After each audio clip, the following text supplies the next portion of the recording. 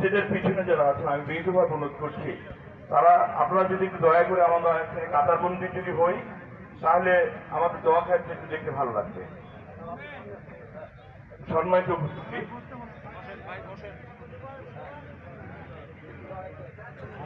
উপস্থিতি, আমাদের প্রাণপ্রিয় নেত্রী বেগম খালেদা জিয়া, যিনি ডেমোক্রেসি অফ মাদার, বাংলাদেশ সার্বভৌমত্বের প্রতীক, যিনি গণতন্ত্রের প্রতীক, সারা বাংলাদেশের তৃণমূল জনগণের হৃদয়ের মানুষ, আমাদের প্রাণপ্রিয় নেত্রী, তিনবারের সফল প্রধানমন্ত্রী, তিনি ভীষণভাবে অসুস্থ।